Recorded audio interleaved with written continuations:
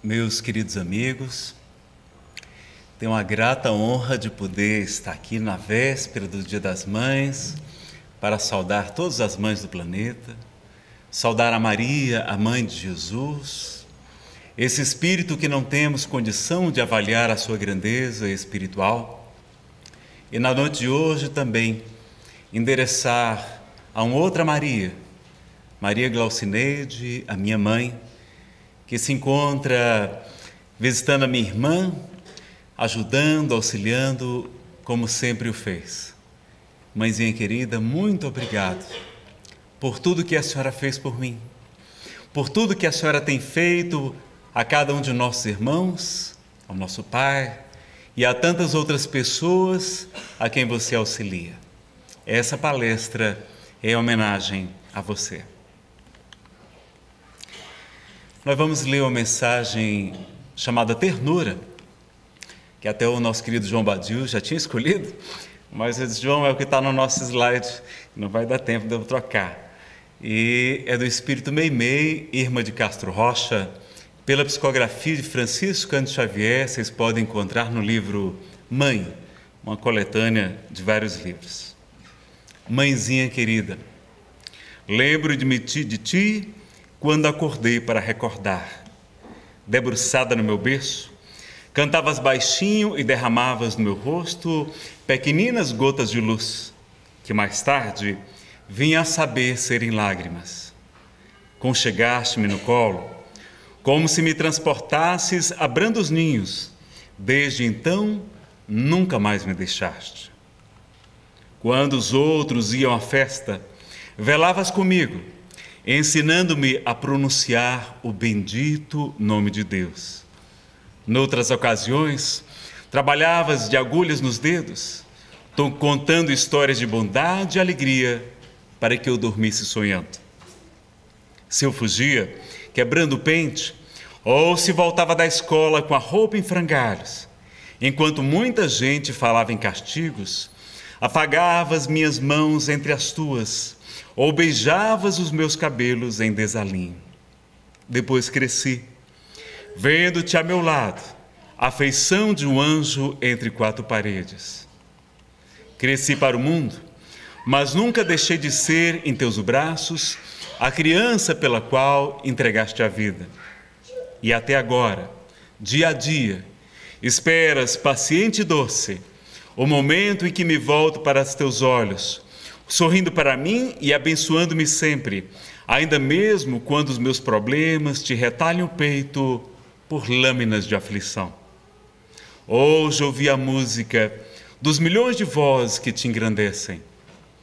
Quis apanhar as constelações do céu e misturá-las ao perfume das flores que desabrocham no chão, para tecer-te uma coroa de reconhecimento e carinho.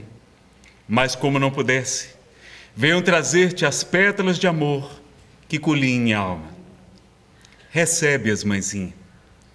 Não são pérolas, nem brilhantes da terra. São as lágrimas de ternura que Deus me deu para que te oferte o meu coração transformado num poema de estrelas. É nossa querida Meimei, psicografia de Chico Xavier, mensagem Ternura do livro Mãe.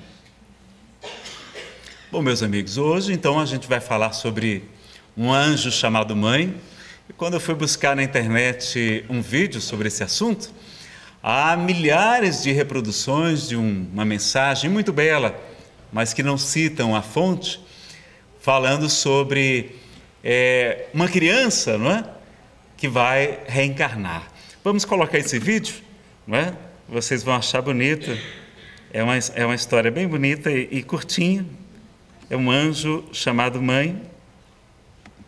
Vocês encontram no YouTube, inclusive com a letra, ou esse que é falado.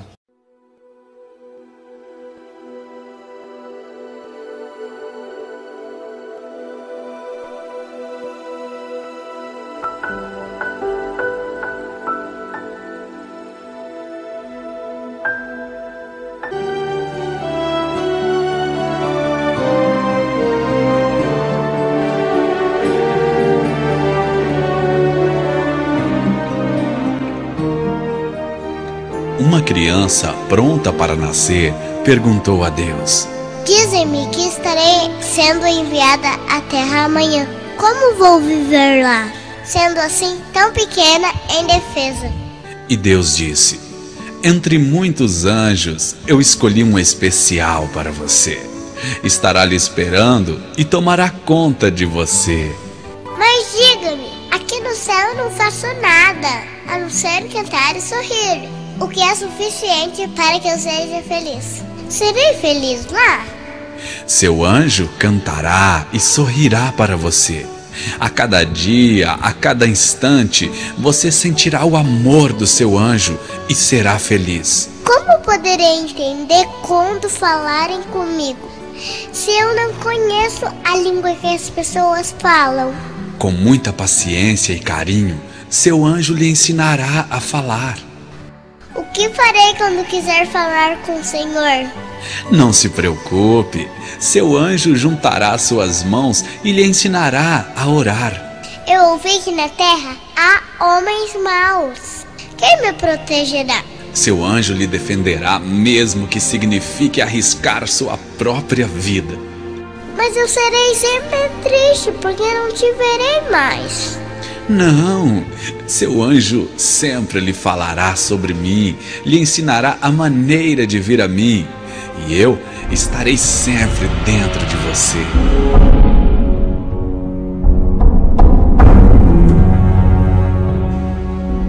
Nesse momento havia muita paz no céu, mas as vozes da terra já podiam ser ouvidas.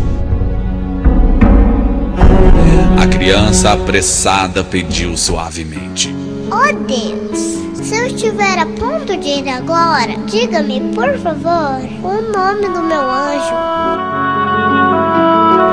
E Deus respondeu: você chamará seu anjo de mãe. Meu anjo se chamará mamãe. Oba! Mamãe, feliz Dia das Mães.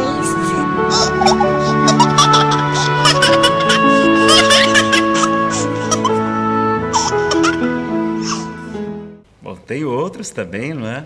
E vocês vão encontrar então farto material, essa mensagem tão bonita do anjo chamado mãe que iria tomar conta da criancinha.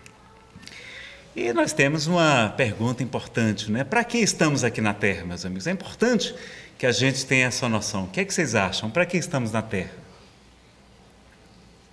Para evoluir, tá certo. O que mais? Alguns estamos reencarnados em missão, também. Estou captando o pensamento de vocês, né? Estamos aqui só. O que mais? Também em expiação, porque aqui é um mundo de provas e expiações, não é? Estamos sofrendo, não é? É verdade? O que mais? Então, eu estava, então, frequentando um grupo de estudo Evangelho segundo o Espiritismo, lá em Fortaleza, em pequenos grupos, como aqui tem a Federação Espírita do DF e algumas casas, não é? Como o Jesus no Lar, lá no Riacho Fundo também tem esse sistema de tratamento espiritual baseado no estudo do Evangelho em pequenos grupos, depois passos, água magnetizada, o apoio da reunião mediúnica de desobsessão, que acontece em separado, porque não adianta só a gente fazer a desobsessão e a pessoa não fazer a reforma íntima. E nada melhor que o Evangelho de Jesus, explicado pelos espíritos superiores para nos trazer o melhor meio de fazer isso. E eu, então, fui interrogado pelo monitor José Carlos. Ele me perguntou: Nazareno, você sabe para que está aqui na Terra? Bom, então eu enchi o peito, porque eu era espírita diferente, eu era espírita de gabinete. Só fazia ler livros, não frequentava nem a casa espírita. Era uma época que estava viajando muito, não é? Dividida entre duas cidades, a empresa quebrando, não é? Graças a Deus foi que Sarah Kardec me sustentou, e nós tivemos então a oportunidade de responder: olha, nós estamos aqui para nos autoaperfeiçoarmos, para evoluir, concorrendo para a harmonia da lei de Deus no universo do qual somos ministros, né, como está na questão 558, não é? Nós estamos aqui em missão, nós estamos aqui sofrendo ainda, porque é um mundo de expiações e provas, mas que em breve estará se transformando no mundo de regeneração. Nós já estamos em plena transição planetária e tal. E falei achando que estava abafando, né? Ele olhou para mim e aquela senhora respondeu a resposta correta. Eu disse: meu filho, não é nada disso. Eu disse: mas como? Se tudo que eu falei está nos livros de Kardec. Tudo isso que você falou está correto, mas tudo isso só é necessário porque nós não cumprimos o objetivo principal da nossa existência. E qual é o objetivo principal? Aprendermos a amar. Porque Jesus, a maior autoridade espiritual a pisar no solo da terra, nos disse que a lei se encontra em um único mandamento e outro que é muito semelhante àquele, de amar a Deus sobre todas as coisas, de toda a tua alma, de todo o teu entendimento, de todo o teu espírito, com todas as tuas forças, e amar ao próximo como a si mesmo. Nós estamos aqui para aprendermos a amar. Nós só estamos sofrendo porque não amamos como deveríamos ter amado, hoje ou em outras encarnações. Nós só evoluiremos quando desenvolvermos o amor, porque já temos muito conhecimento intelectual, mas ainda trazíamos o coração pouco desenvolvido. E só amando, então, vamos evoluir. Então vejam que nós só estamos resgatando débitos do passado, porque no passado nós não amamos como deveríamos ter amado. E a missão grandiosa, então, para todos nós, vai ser aprendermos a amar, não é? É a resposta do nosso querido José Carlos. E qual o maior amor para Jesus, né? O que Jesus falou que era o maior amor de todos? Bom, ele nos ensinou no Evangelho, dizendo que não existe amor maior do que esse, o daquele que dá vida por seus amigos. O que é que isso aqui lembra vocês? Dar vida por alguém lembra muito a tarefa das mães, não é verdade? As mães, elas doam suas vidas aos filhos, ao lar. Elas realmente cumprem o amor maior, como Jesus nos ensinou. É claro que o amor das mães aqui ainda hoje, ainda trazemos apego, trazemos projeções, não é? Trazemos aflições desnecessárias. Não é um amor ainda sublimado. Nós vamos ver aqui, inclusive, quais são a escala dos sentimentos. Isso aqui nós conseguimos com Alberto Almeida, o expositor querido, não é? O Livro dos Espíritos nos fala que a maior virtude é aquela realizada sem o interesse pessoal, aquilo que a gente faz sem pensar em alguma vantagem pessoal. E nós sabemos que começamos pelo instinto, depois pelo desejo, depois começamos a ter a posse, desenvolvemos simpatia por algumas pessoas, carinho, não é verdade? Temos aqui o amor fraternal, o amor filial, uma série de questões. Depois temos o devotamento, depois o amor renúncia e até o amor sacrifício. Então, nós podemos evoluir nos sentimentos até chegar ao amor maior, que é o amor de Jesus, o amor de quem se sacrifica pela humanidade, por amor a todos nós. E as mães já sabem esse amor devotamento, o amor renúncia, já sabem até inclusive um pouco desse sacrifício também, não é? Então está aí a informação do Livro dos Espíritos, que é sem o interesse pessoal. E quem era o Espírito Superior, meus amigos, que surpreendeu o irmão Jacó no livro Voltei pela sua grandeza espiritual? Quem sabe? Vamos ver aqui. O livro Voltei, essa era a capa antiga, não é? É o título Reencontro Emocionante, no capítulo 9, A Chegada. E ele vai dizer: meditando nas festividades cristãs dos tempos primitivos do Evangelho, notei que celeste bando de aves luminosas surgia longe, voando ao nosso encontro. Que pássaros seriam aqueles? Lera em vários ditados mediúnicos informes sobre a existência de aves diferentes das nossas, nas esferas espirituais vizinhas do plano físico, mas eram tão lindos os seres alados que me se revelavam aos olhos, que não hesitei em perguntar ao irmão Andrade quanto à procedência deles. Lembrem que irmão Jacó era Frederick Figner, não é? Um dos diretores da Federação Espírita Brasileira, um homem muito rico, dono das casas Edson, que ajudou muito a Federação em sua época, não é? Que viu sua filha materializada através da médium Ana Prado, durante várias oportunidades, ele e sua esposa, com as roupas, com os caracteres, com a voz, tudo a semelhança de Raquel, a sua filha, e ele vai se tornar-se espírita convicto e um grande trabalhador do movimento espírita. Mas ele chega ao mundo espiritual e percebe que não tem ainda luz, que há muitos espíritos muito mais luminosos do que ele, e aparece um bando que ele acha que são aves. Vamos ver. E ele pergunta ao irmão Andrade quanto a eles. Interpelado por mim, não ocultou o riso afável e esclareceu. Não são aves, e sim crianças. Estou informado de que vieram buscar a nossa irmã M. Eles não identificam o nome. E designou a professora, cujo corpo espiritual se caracterizava por formosas irradiações de luz.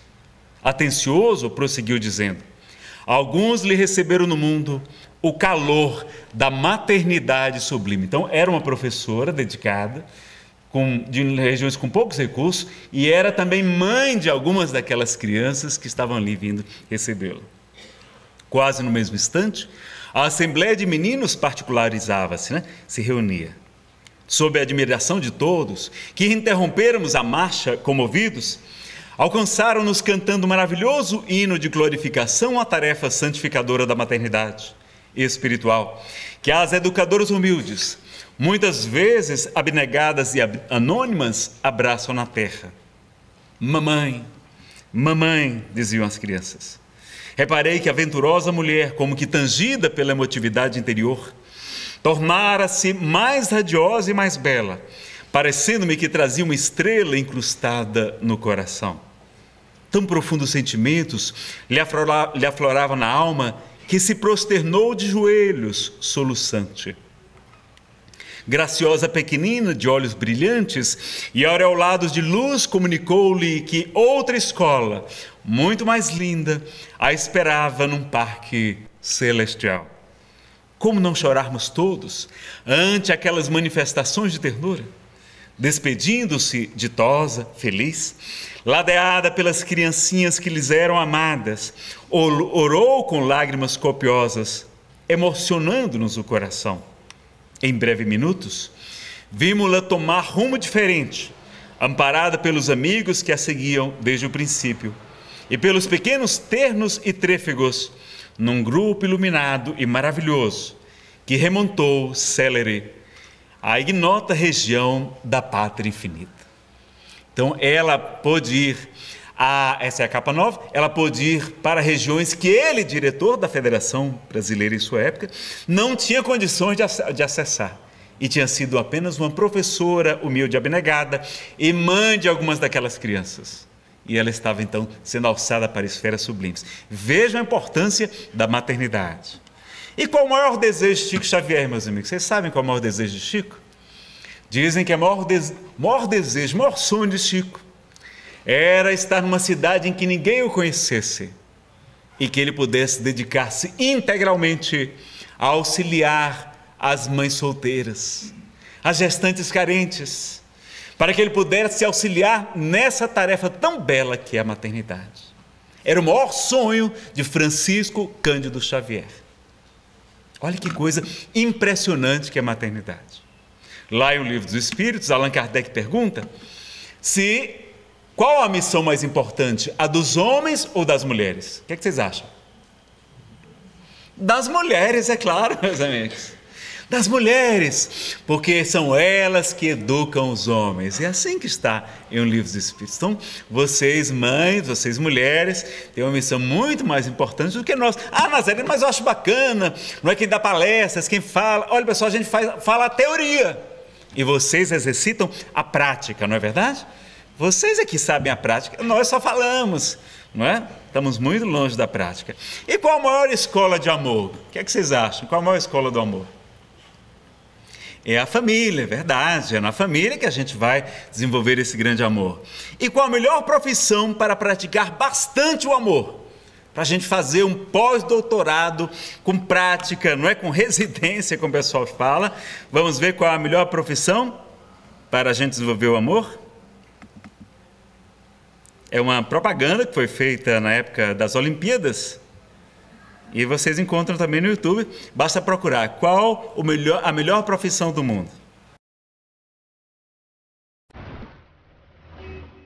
该起床喽！哎，该上学啦。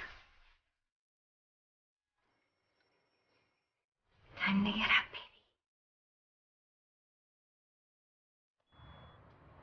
Come on.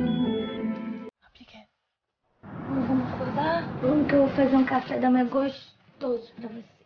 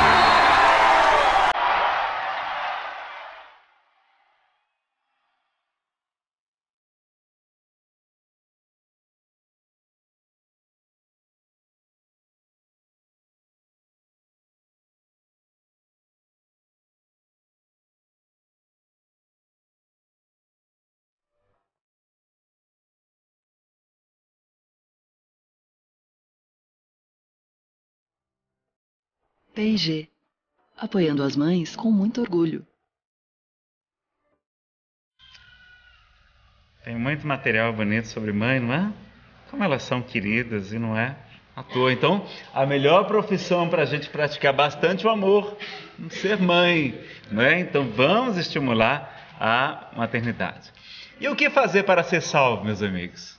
O que está lá em O Evangelho segundo o Espiritismo, no capítulo, não é, que tem essa pergunta: o que deve fazer o espírito para ser salvo? A gente sabe aqui que é a salvação no sentido de... acho que agora pode acender, João, por causa da filmadora, desculpe.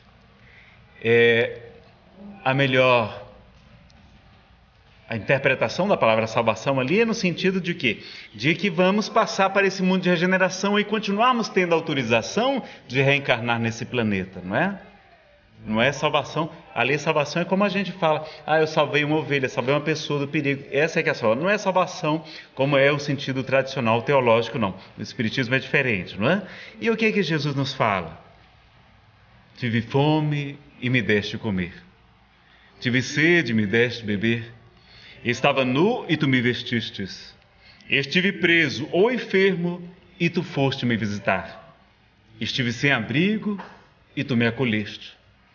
Jesus, quando vai falar do único critério sobre a separação dos cabritos das ovelhas, daqueles que herdariam então esse mundo melhor, esse mundo de regeneração, porque na época da transição planetária já começamos a divisar isso, mas quando a Terra estiver na condição de mundo de regeneração, espíritos atrasados não terão mais autorização de reencarnar aqui, porque atrapalhariam a marcha dos bons. Eles emigrarão daqui para outros mundos, outras dimensões, outras áreas, onde eles poderão auxiliar com o que já acumularam aqui de conhecimento, de tecnologia, de progresso, mas eles não acompanharam a marcha do amor. Então Jesus faz da caridade a única bandeira, o único critério para separar os cabritos das ovelhas. É por isso que nós dizemos, não é fora da igreja X, Y, Z, não. É fora da caridade que não existe a salvação. Então, o que é que parece aqui? Tive fome e dei de comer? Mãe. Tive sede? Mamãe. Estava nu e tu me vestiste? Mamãe. Estava doente, né? Ou preso, tu foste me visitar. Quem faz isso? As mães. Estive sem abrigo, tu me acolheste em tua casa, em teu lar, me recebeste no teu ventre, me recebeste como filho. Que maravilha que é, então, nós estamos praticando o que Jesus exatamente nos pediu. Então vamos, não é, exercitar esse dom sublime que é a maternidade, meus amigos. Nazaré, mas eu não posso ter filhos por esse e tal motivo, não é? Então vamos adotar uma criança lá na colônia espiritual Nosso Lar. Vocês sabem por que lá é tão maravilhoso? Porque lá não existem crianças abandonadas. Aí não tem dependência química, não tem problema de criminalidade. Por quê? Porque as crianças são muito bem educadas. Não tem crianças abandonadas. Então vamos adotar as crianças. Nazareno, meu marido não permite, eu não posso. Então vamos adotar emocionalmente ou financeiramente, se puder, uma criança em um abrigo. Quantos abrigos essa instituição auxilia, como o Abrigo Nosso Lar? Também nós temos lá o abrigo, né, o Larzinho Chico Xavier, que a gente pode ajudar, visitando, amando, dando o que aquelas crianças mais precisam, o que elas têm mais carência? Do amor, o alimento das almas. De alguém que possa lhe dar uma orientação, ela saber que pode contar com alguém no mundo, ser um padrinho, ser uma madrinha. O que mais, Nazareno, que a gente pode fazer? A gente pode também defender a vida, ajudar o movimento Brasil Sem Aborto. Os vários movimentos que existem, católicos, protestantes, pela cidadania, caminhar na marcha em defesa da vida, que nós teremos uma agora, terça-feira, dia 2 de junho, defender o nosso país contra a legalização do aborto. Então nós vamos auxiliar financeiramente, emocionalmente, todas essas áreas e divulgando e amparando as mãezinhas carentes, não é? Exigindo da legislação que cobre do pai responsabilidade, porque ela muitas vezes é obrigada a abortar porque não tem o apoio da pessoa, não é? Vamos ver aqui um pouquinho sobre essa questão. Engravidei, e agora? Bom, primeiro ponto é saber de quem são os nossos filhos, pessoal. São nossos? Não. Nossos filhos são espíritos, nossos filhos são filhos do nosso Pai Celestial. E o que é que Deus, Pai de todos nós, nos pediria que fizéssemos pelos seus filhinhos? São seus, não são nossos. Será que Ele não pediria para que nós cuidássemos, recebêssemos eles, mesmo que viessem por diversas formas diferentes?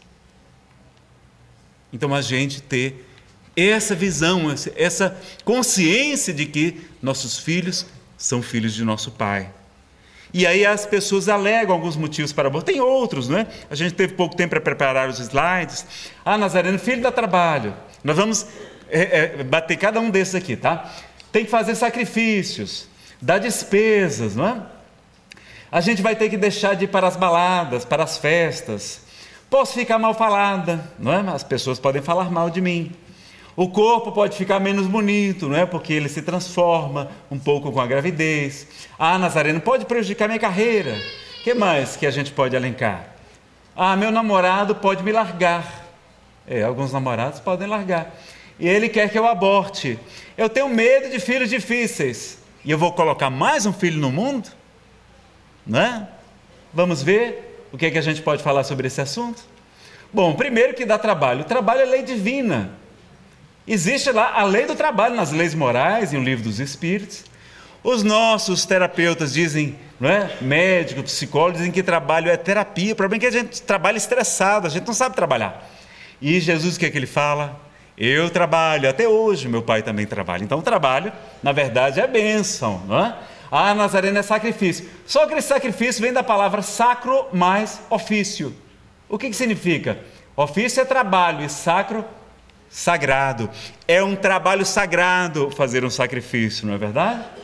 Então, melhor ainda, olha, é trabalho, não é? E ainda é um trabalho sagrado. Nazareno vai dar despesa. Só que a gente lembra, como ensina o Evangelho segundo o Espiritismo, no item, né, da utilidade providencial da fortuna, não se pode servir a Deus e a mamon, é o título do capítulo, que a riqueza é uma prova muito difícil, pois ela exacerba o nosso orgulho, o nosso egoísmo. Os dois maiores defeitos da humanidade nós desenvolvemos quando aumentamos a questão da riqueza. Então, dar despesa é bom também para a gente. Nazareno, mas as baladas, eu não vou poder ir para as festas, para o bailão sertanejo, não é para o forró, para aquilo outro. Olha, Chico Xavier vai contar uma história de um menino, filho de sua cunhada, que ficou internado no hospital psiquiátrico, e ele nascera com paralisia cerebral. Esse menino, não é? Dava trabalho, porque Chico é que tinha que cuidar. Eram 15 filhos, 9 do primeiro casamento, 6 do segundo, somente seu pai, Chico, trabalhando, seu irmão havia desencarnado.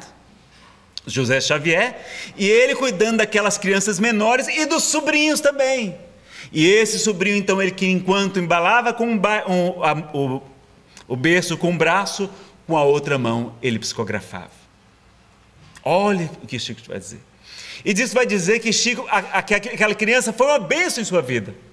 Ele não falava, ele se comunicava pelo pensamento com Chico Xavier. E Chico criou uma grande afeição por ele. E ele disse que foi a sua bênção, porque graças a ele não podia sair de casa para as festas, né, para as coisas. E Deus sabe o que é que ele estaria fazendo no meio do mundo. Então ele vai dizer que foi sua bênção. Esse menino desencarna aos 13 anos. E a primeira pessoa que ele vai pedir aos espíritos superiores para poder visitar, porque ali era um alívio para ele, porque ele era muito perseguido pelos espíritos obsessores, e aquela encarnação num corpo deformado, com aquelas questões todas, os seus inimigos não o reconheceram. Então era um alívio, era uma moratória para ele. Mas quando depois dele cumprir outra etapa no mundo espiritual, a primeira pessoa que ele vai visitar, quem é? Chico Xavier, que agiu como a mãe daquela criança durante tantos anos. Há também o Evangelho segundo o Espiritismo, uma passagem em que vão falar com o Espírito Vianney, vão levar uma criança cega para que ele a curasse, porque o cura d'Ars era conhecido então pelas suas curas, pela sua grande caridade.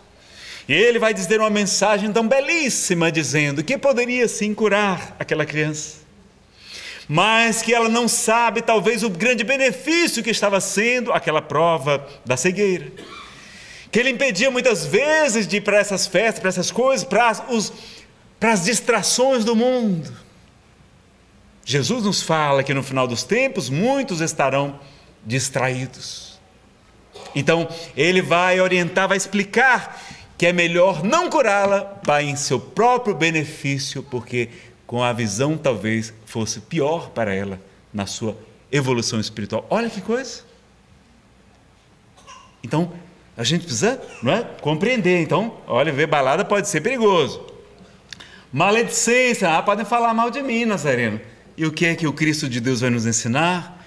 No Sermão do Monte, ele nos explica nas bem-aventuranças. Bem-aventurados sois vós, quando vos injuriarem e perseguirem, e disserem todo mal contra vós, por causa de mim.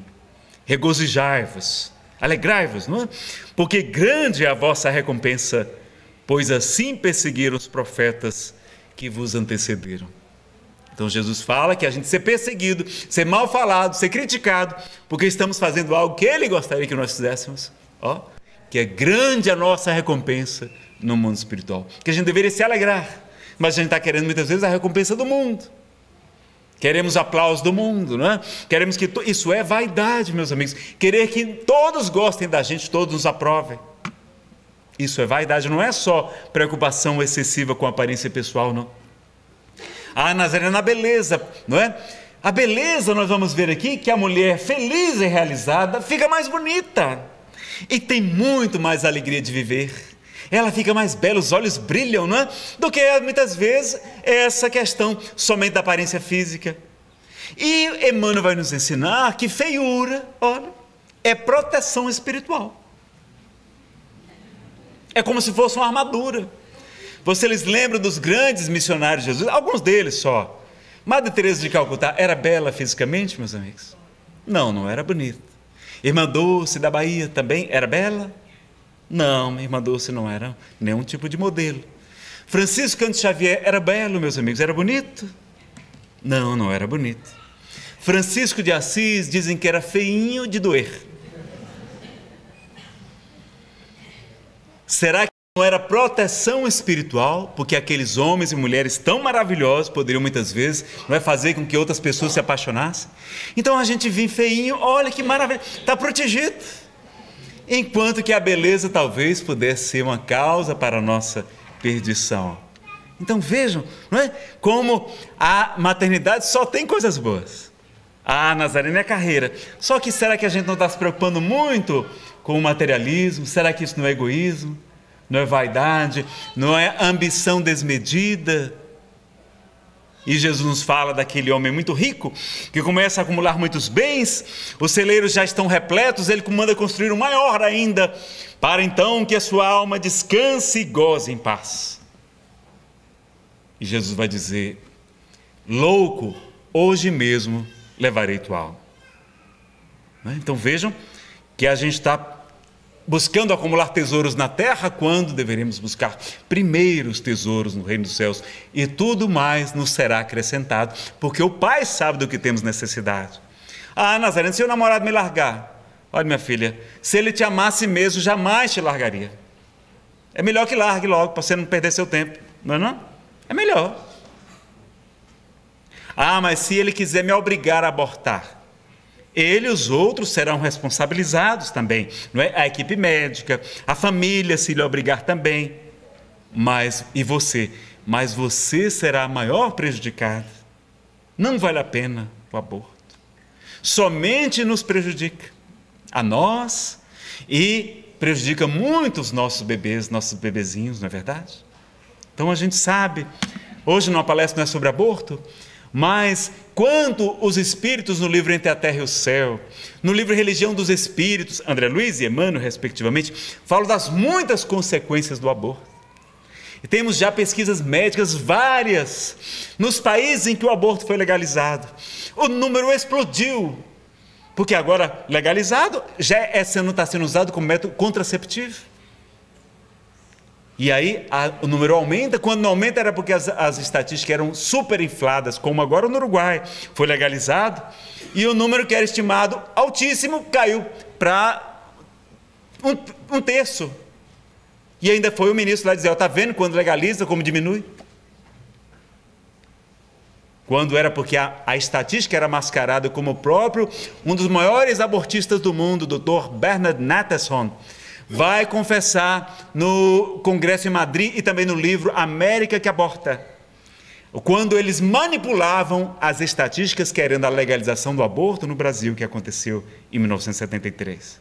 Então vejam, e quantas consequências, hoje as pesquisas todas comprovando muito mais câncer de mama, muito mais câncer de útero, muito mais hemorragias, muito mais gravidez ectópica, muito mais dificuldades de engravidar, muito mais esterilidade, muito mais problemas de toda sorte, depressão, transtorno do pânico, alcoolismo, dependência química, até mortes violentas. A Marli Virginia, doutora, pesquisadora aqui do GDF, grande estudiosa do assunto, católica, ela vai dizer, não é, inclusive, que as mulheres morrem mais ainda por causa de morte violenta, como atropelamento, como a casa pegar fogo. Até tem estatística até para isso. Ela talvez não consiga explicar, mas a gente sabe que muitas vezes o espírito pode não perdoar a mãezinha e tornar-se um obsessor espiritual, prejudicando ela nesta vida. Então ela que queria ganhar a vida, perdê-la muitas vezes por causa de uma obsessão gravíssima. E a gente sabe da dificuldade. Então o livro dos Espíritos é muito claro, dizendo que a união acontece na concepção e que é crime nós interrompermos a gestação em qualquer época, porque ele impede a um espírito de passar pelas provas que precisa passar. Então vejam que nós já temos essa consciência, esse entendimento, mas precisamos explicar isso para outras pessoas, porque hoje o materialismo graça em toda parte. As pessoas já não têm mais a fé, a convicção religiosa, o respeito pelas instituições, pela igreja, e nós precisamos explicar. E há um livro da Federação Espírita Brasileira, o que os espíritos dizem sobre o aborto.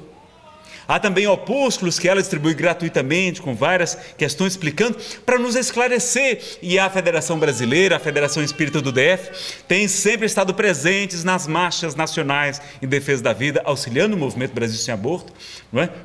Presidido pela nossa querida Lenise Garcia e também pelo nosso companheiro espírita, Jaime Lopes, que fundou uma instituição, um centro espírita dedicado somente à vida, Instituto Vida Bezerra de Menezes, lá no Areal, pertinho de Águas Claras, não é?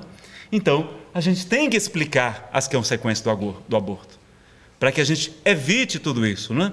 Ah, Nazareno, mas eu tenho medo de filhos difíceis, não é? Mas será que não é a ovelha desgarrada do rebanho, que quando a encontra, Jesus está mais feliz por ela do que pelas outras 99 que deixaram no aprisco? E está lá também o Evangelho segundo o Espiritismo, capítulo 14, item 9. da ingratidão dos filhos para os pais, que a missão de criar crianças difíceis não é tão complicada quanto parece. E Deus recompensará grande e enormemente os pais que cuidarem dessas crianças. Olha, então ter criança difícil é uma maravilha. Eu já falei para eles, olha, eu não quero mentor, espírito superior reencarnando como filho, não. Eu quero que venham logo os obsessores. O mentor eu quero que continue me inspirando, me auxiliando, não é? E os obsessores saiam, não é? E venham, para que Jesus fala, apressa-te para pagar o que deves. Reconcilia-te com o teu adversário enquanto estás a caminho com ele, para que ele não te entregue ao juiz, o juiz te entregue ao ministro da justiça, este te coloque na prisão, porque eu te digo que dali não saireis até que tenhas pago o último ceitil, o último centavo. Então vejam que a gente vai ver que o próprio livro dos Espíritos, o próprio livro A Gênese, não é? Falando dessa transição planetária, Divaldo Pereira Franco também revelou que Jesus autorizou a reencarnação de milhares de espíritos superiores para promover esse processo de regeneração. E eles precisarão reencarnar em famílias estruturadas, em famílias com uma boa orientação religiosa, para que eles não caiam no materialismo também. Então nós precisamos compreender a missão dos espíritas, de acolher esses espíritos. Vocês sabem quantos filhos Divaldo Pereira Franco tem? Aliás, vamos fazer nossas preces por ele. Ele teve uma pneumonia recente e precisa estar se reabilitando, mas precisa sim das nossas vibrações.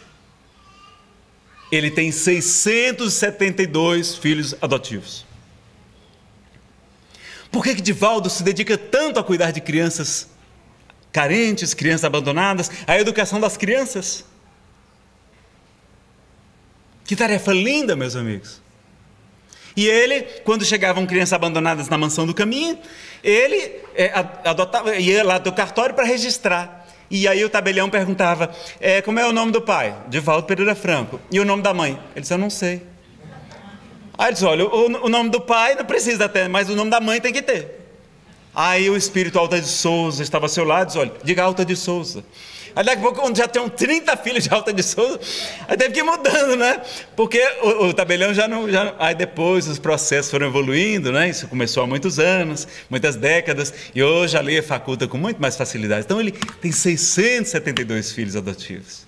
E ele é o 13º filho de uma família muito pobre, nasceu em Feira de Santana. Sua mãe passava fome para que Divaldo não padecesse. Ela já estava com a idade avançada para a época, em 1917, Divaldo de 1917, ou 27, não é? 27. E ela então já estava com 42 anos, no interior, muito pobre, e ficou com a barriga, ela achava que era barriga d'água, com hidropsia. E foi conversar com o médico, porque a outra filha já tinha nascido com problema, com hidrocefalia, né? Água na cabeça. E quando foi lá, o médico disse, olha, daqui a 6 meses a sua barriga d'água vai nascer. Agora eu sugiro à senhora que aborte, porque a senhora já tem uma idade avançada, nós não temos muitos recursos, não é? Teve a última criança doente. E ela, Ana, um espírito venerando, vai dizer, nem que eu morra, eu jamais matarei o meu filho. E aí nós recebemos Divaldo Pereira Franco, meus amigos, graças à coragem dessa mulher. Então vejam como a providência divina nos auxilia, porque está lá também no Evangelho segundo o Espiritismo, que Deus jamais nos dá fardos que nós não possamos suportar, e que toda prova rude é quase sempre um indício do fim de um sofrimento, e é sempre um aperfeiçoamento para o espírito.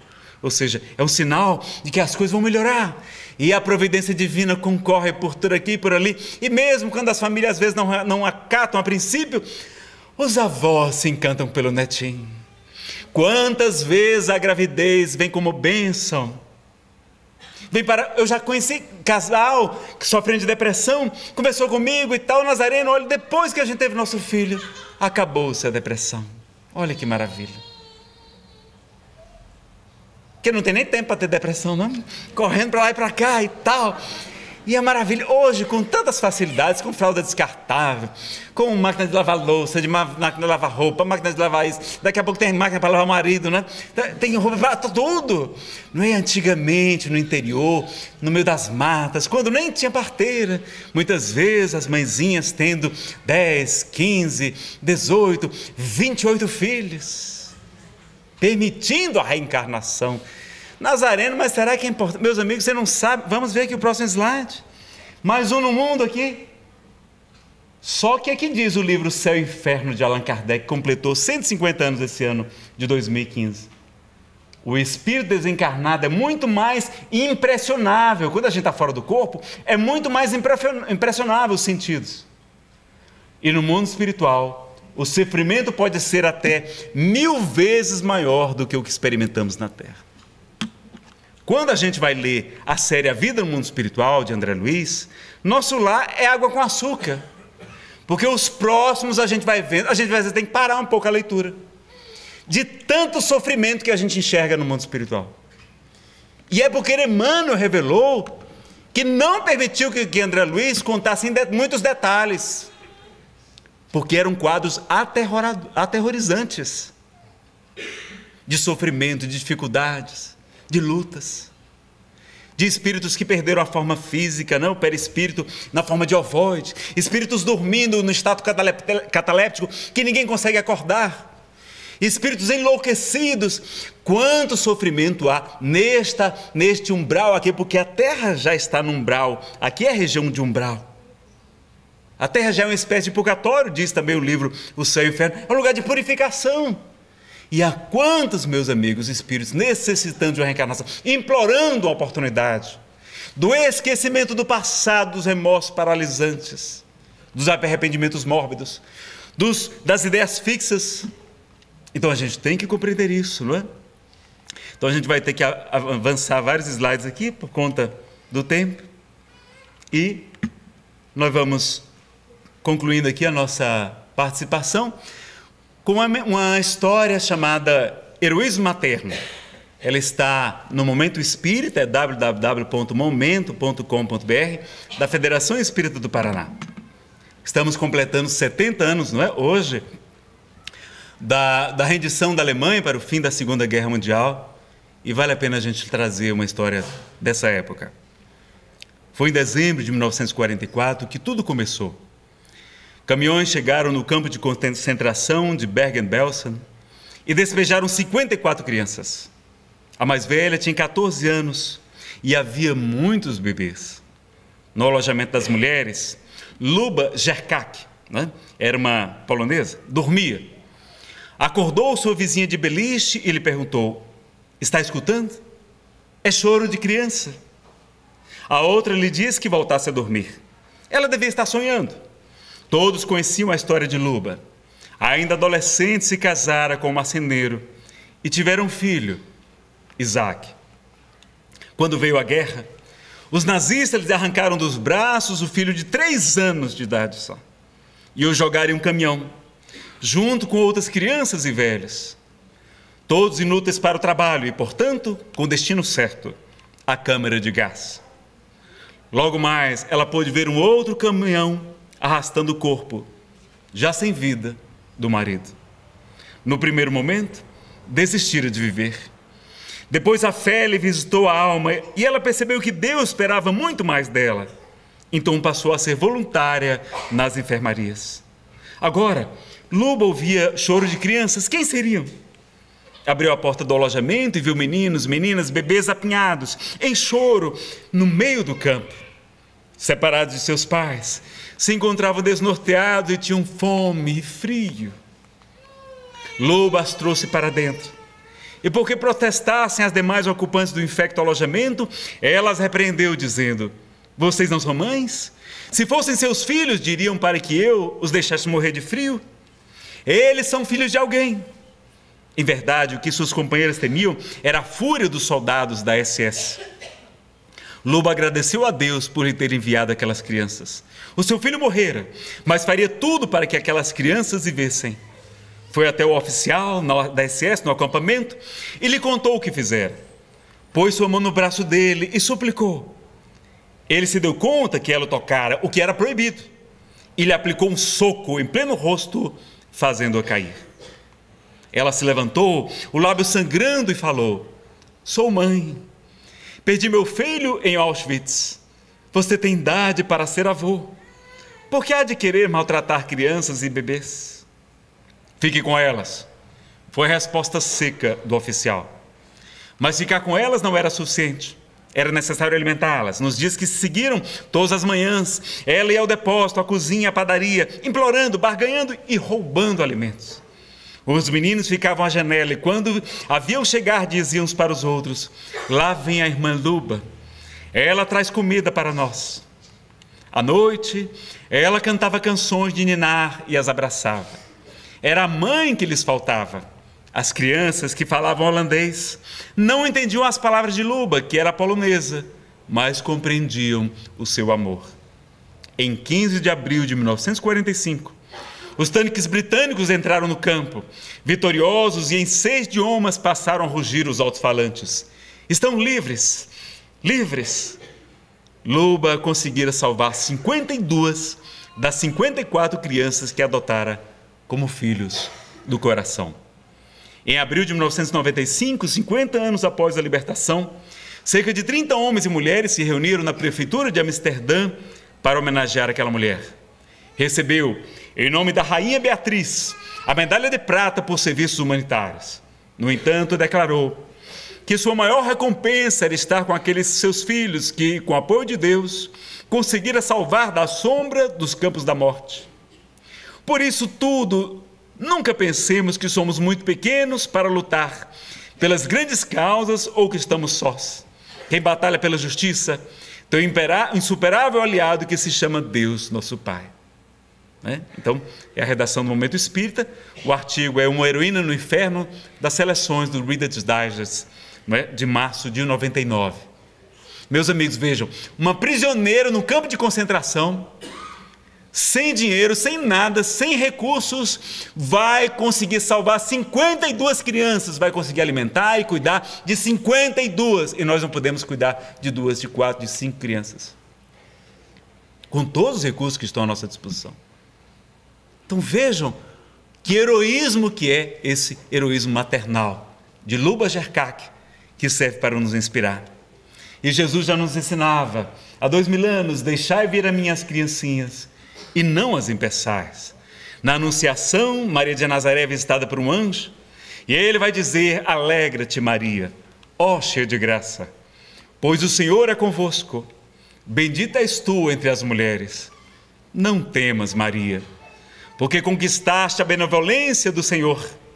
Conceberás e darás luz a um filho, e tu o chamarás Jesus. Ele será grande e será chamado o Filho do Altíssimo. E ela, de joelhos, vai dizer: eis a serva do Senhor, faça-se em mim conforme a sua vontade. Ela devia ter de 13 a 16 anos de idade, e vai dizer que faça-se a vontade de Deus, não é verdade? Vamos, por fim, fazer um convite a todos vocês. Terça-feira, dia 2 de junho, às 14 horas, a concentração no Eixo Monumental, próximo à Torre de TV aqui em Brasília, Distrito Federal, a 8ª Marcha Nacional em Defesa da Vida, não é? Contra o aborto. Vamos participar da marcha, meus amigos, divulgá-la também. Tem um vídeo, não vai dar tempo, e solta aviso aqui para quem é de Brasília, sobretudo. O novo Código Penal vai ser votado diretamente no plenário do Senado nesta terça, dia 12 de maio, terça-feira que vem agora, às 17 horas. Ele não passou pela CCJ, onde estava, e um recurso de urgência levou-o para o plenário, e ele vai ser votado em plenário. Então, tudo pode acontecer lá, pode ser aprovado a legalização do aborto no Brasil. Então, o texto original, que está lá, não é muito bom, do senador Vital do Rego, ex-senador Vital do Rego, está melhor do que o substitutivo do senador Pedro Tax, mas nós estamos pedindo que as pessoas solicitem a manutenção da atual legislação sobre o aborto, porque ele tem vários outros pontos, não é? Mas a gente pedir no site do Senado, senado.leg.br ou 0861 2211, para a gente, né? E quem puder comparecer na sessão lá do Senado também, às 17 horas da terça-feira. É o convite do Movimento Nacional da Cidadania pela Vida, Brasil Sem Aborto. E também teremos de terça a 23 de maio, no Cine Brasília 106 Sul, o 5º Festival de Cinema Transcendental. Os ingressos são apenas 2 quilos de alimento, não é? Vocês podem trocar os ingressos aqui na Comunhão de Brasília, não é? Vamos ter o filme Nos Passos do Mestre, Frei Galvão, Arquiteto da Luz, Rap. No sábado, 2 filmes às 15 horas, Povo Dourado Somos Todos Nós, e no sábado, às 19 horas, Data Limite, segundo Chico Xavier. Tem aqui na Comunhão os ingressos, tem na Cine Brasília, na 106 Sul, que é bem aqui pertinho, na Cult Vídeo, da 215, Legião da Boa Vontade, também na Livraria Paulinas, lá no setor comercial, e mais informações no cinetranscendental.com.br. É de graça, a gente solicita apenas 2 quilos de alimento, você troca o alimento aqui na recepção da Comunhão, vocês já podem trocar, já está disponível, tá certo? Então, acho que já está no nosso horário, né? Só agradecer, não é?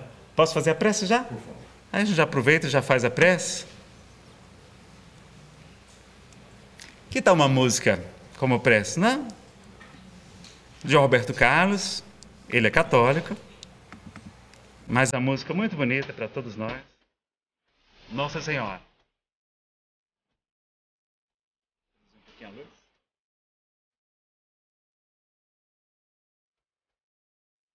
Então agradecer a esse grande anjo, esse espírito missionário, Maria de Nazaré.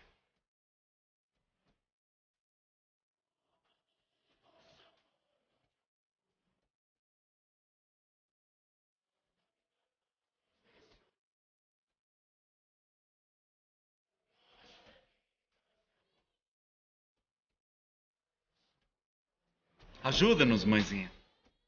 Todas as famílias.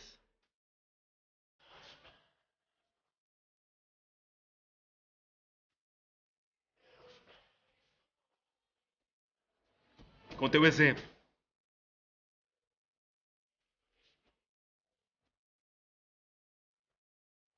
De renúncia, de alegria, nós conseguiremos.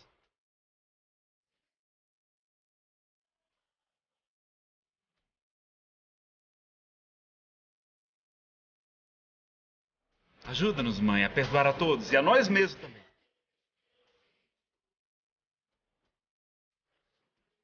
Vamos pedir perdão a todos que nós fizemos sofrer.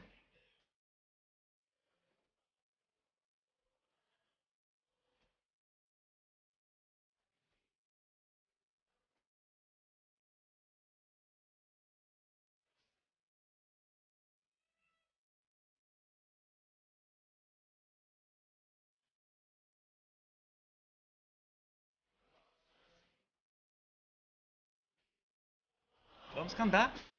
Cuida do meu coração, da minha vida, da minha família, da minha mãezinha, dos nossos destinos.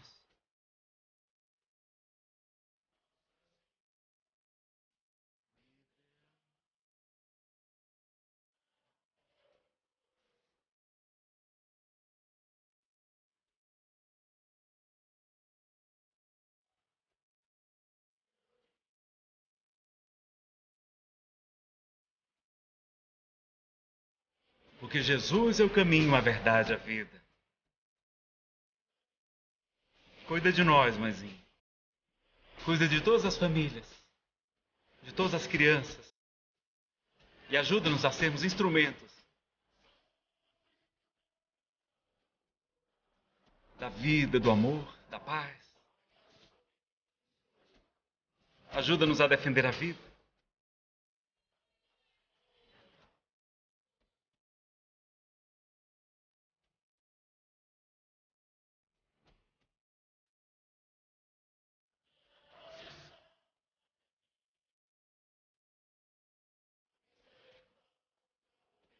Tanta gente sofrendo, mãezinha.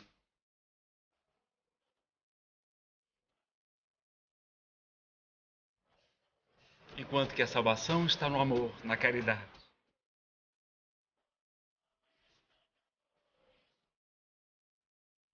Espíritos imperfeitos ainda.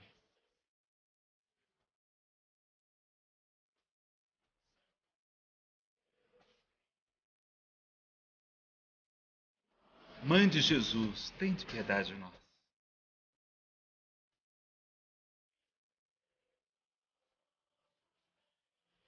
ensina-nos a humildade. E que possamos nós estender-nos as nossas também.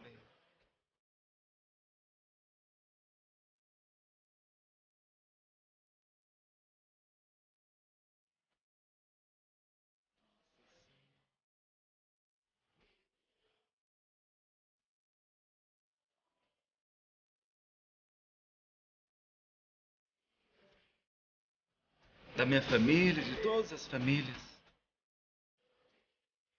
do nosso país, do nosso planeta, de toda a humanidade.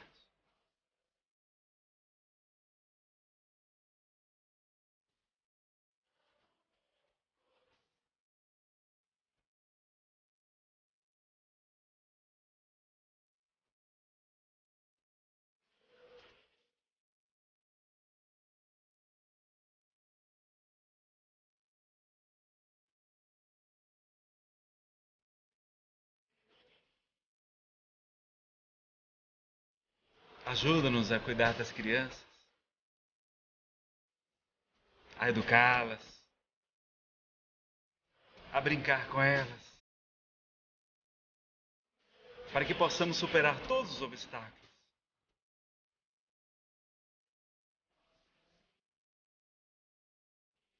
E fazer o amor nascer em toda parte, valorizando a educação e o caminho, mesmo daqueles mais difíceis, porque o Pai nos confiou essa tarefa. E assim, mãe querida, com a certeza que a caridade cobre a multidão de pecados, com a certeza de que Jesus nos disse, porque muito amou, seus pecados foram perdoados, e que podemos modificar o nosso futuro através do bem, do amor e da caridade, te pedimos, ajuda-nos a sermos instrumentos do amor, da paz, da vida, da esperança e da fé em toda parte para todos os nossos irmãos e humanidade, e que possamos auxiliar, sobretudo, as nossas crianças, as crianças de nosso Pai Celestial. Que assim seja.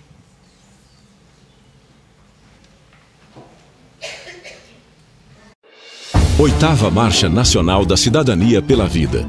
Brasil sem aborto. Por que legalizar a morte se queremos vida? Participe da Oitava Marcha Nacional da Cidadania pela Vida. No dia 2 de junho de 2015. Concentração a partir das 14 horas, atrás da Torre de TV, no Eixo Monumental, Brasília. Não fique fora dessa luta. Garanta os direitos do bebê por nascer. Movimento Nacional Brasil sem aborto.